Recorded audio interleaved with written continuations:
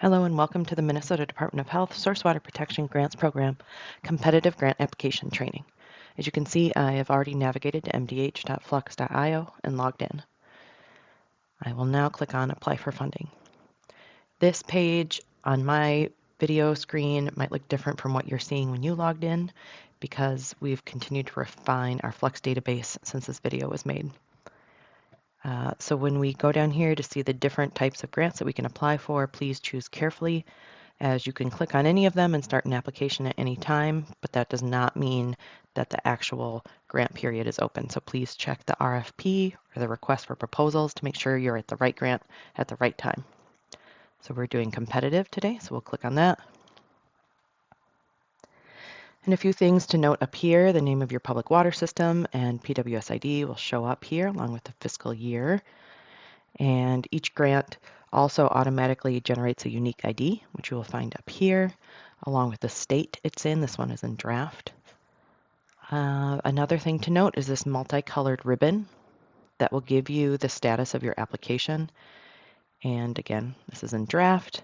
As we move to different stages, such as asking for collaboration or submitting for review, or if your grant is awarded or waitlisted, etc., those will also show up here. So that is a handy way to track the progress of your application.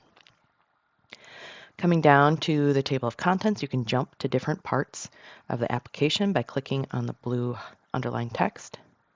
I'll jump to amounts. You can see there. Going back up, we are going to verify the information about our organization that will be automatically populated for you. And then the first question, this is optional, but you can list anybody who helped you from the Department of Health or maybe Minnesota Rural Water or a delegated authority. I'm going to put a name in here, but you don't have to. Then we get down to required questions. Again, this might look a little bit different as we continue to refine the database. But for now, I'm going to say, no, this is not a well sealing project. Does your grant activity pertain to a previous grant application? No. Are you a public water supplier? Yes. And please note, if you say no, you are not eligible for a grant unless this is a continuation of a previous grant. That can get a little complicated, so please reach out to your MRWA or MDH staff for technical assistance if you have questions about that. And are you representing more than one public water supplier? For simplicity's sake, I'm going to say no. If you do want to partner with other organizations, that is allowable, but please read the RFP carefully or reach out for help about how to do that. Project summary. All right, I'm going to say we are going to do some nitrogen reduction practices.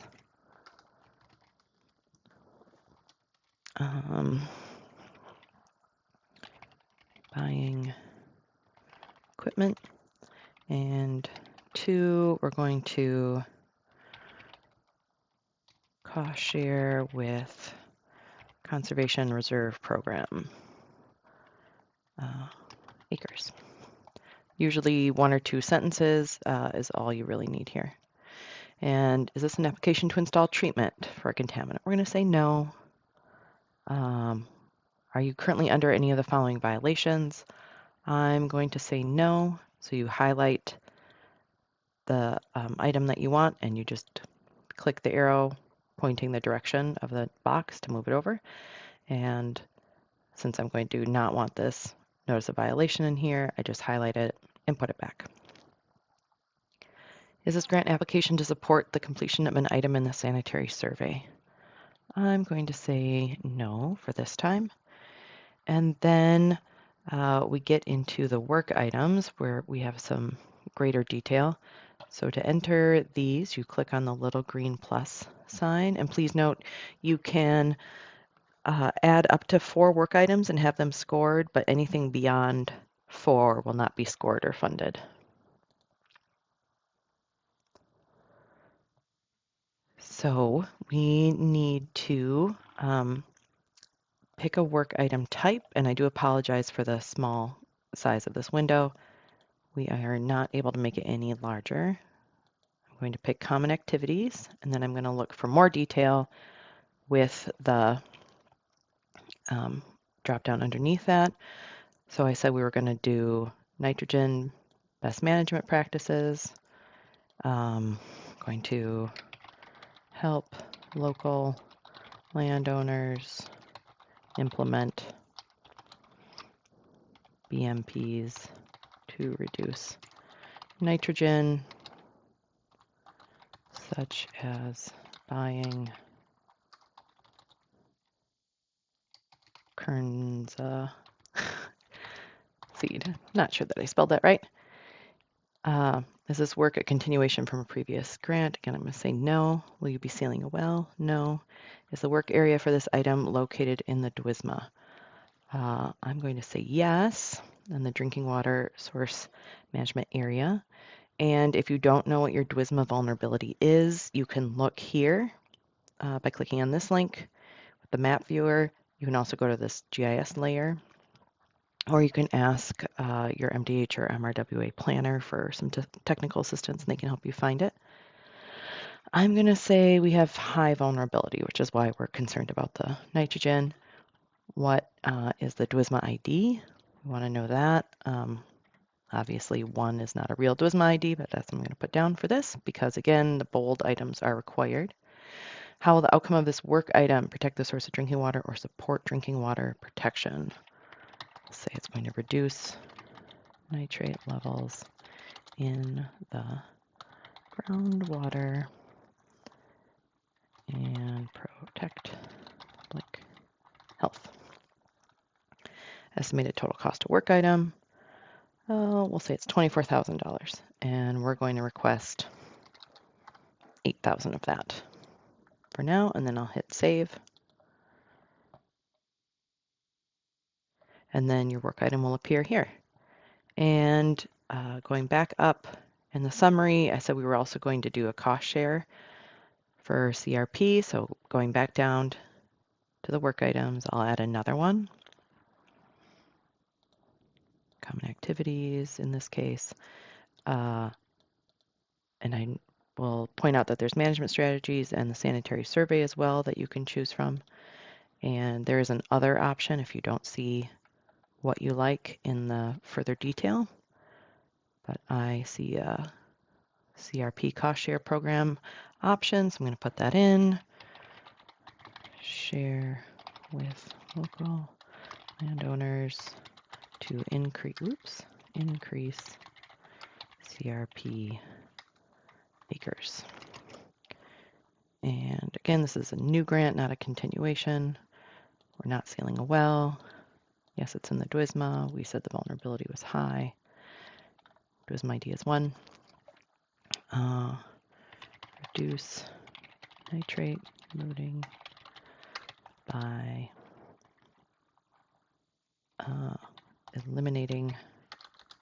reducing row crop near the wellhead. And we're going to say this is a cheaper proposal. Some made up numbers here. All right, and save that one. Sometimes we have to be a little bit patient with Flux. There we go. All right, so now we have 2 work items, and we want this table here under amounts to be filled out for us. So I'm going to hit save. We might have to hit save more than once to get it to add up for us. All right, try again. And when Flux is thinking or saving something, you usually get these little blue rectangles where it's telling you that it's working on it. There we go. Now we have our total cost and our amount requested added up. So the estimated total cost of this project is $28,000. And the amount we are requesting is $10,000. And we are asking for you to enter this. I know it's already entered here. We are asking for you to enter it again just as a fail-safe to make sure that we don't have any mix-ups and the numbers are accurate that you wanted to enter. And for a competitive grant, there is a one-to-one cost share required. So we are saying that you need to match the dollars you request from MDH one-to-one, so 10,000. And we're going to use our own financial resources as well. We have a federal grant. I'm going to say we're getting money from the NRCS to also pay for CRP acres. Almost sure, $20,000 from the federal grant. So that is amounts and work items and the summary. Now we're going to do documents. So it is a statewide requirement that you complete and upload a conflict of interest form. So that is located here. You can just click on this and it will pop up for you. And here's the conflict of interest form. You can fill everything out electronically in these fields that are required. So your name, the RFP title, so probably fiscal year 2026 competitive fall round or competitive one, etc. You can fill all this out except for the signature. So either you can print this out and scan it back in with your signature on it, or you can fill everything out except for the signature, save it, upload it here, this little green plus sign, add files. And then when we get it at MDH and look over your application, we will send you an email requesting a DocuSign so that you can sign it electronically that way. But either way, whether you print it out and sign it or you do it electronically and then upload it, you do need to upload it here with one of the little plus signs and have it show up in the grants documents. And then depending on what kind of information you're using to back up your application, maybe it is a measure from your wellhead protection plan, maybe it's items from your sanitary survey, maybe it's correspondence with MDH staff in emails. Whatever you have to show us that this is a good project and that it has backing, please upload those here. A project evaluation form is also good evidence, and your MDH sanitarian engineer or planner can help you with that. It's another one where you just click on it and it'll download for you to fill out, or for your technical assistance person to fill out. And then you upload it. And then if you have an itemized quote or estimate from a contractor, you can include that as well. It's not required, but it does help the reviewers to understand your project, and will get you a few more points. So that can be uploaded here. So I'm going to hit save. My conflict of interest form is now has this blue text and the underline so you can see it. If you want to click on it and verify that it uploaded correctly, you can. Now I'm going to hit save and close to get this application to move to the next stage where I can submit it. And it is important to note that you should save frequently. I did not do that during this demo, but you should save frequently. It does not save automatically, and we don't want you to lose your work. So now I have this application filled out. I can't type in here, you'll see, but if I hit edit, then I can open it back up and change things if I need to. I can also print for any reason you want to do that. And then you can request collaboration if you want assistance from your technical assistance person. You can withdraw this application if you've decided you no longer want to do it, and you can submit. So I'm going to hit submit, and you can notice that I have 4 draft applications right now and 21 submitted, so those numbers should change in a moment after I hit submit. And then again, we do have to be patient with Flux. And our grant request was successfully updated. So now, instead of being draft, it's under review and it was received by MDH. You should also get an email confirmation that your grant has been received by MDH.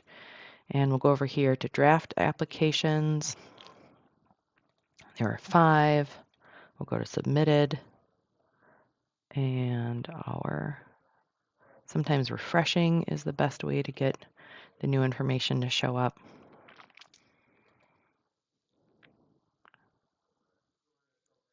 And there's the application we just submitted for competitive. Thank you very much for watching.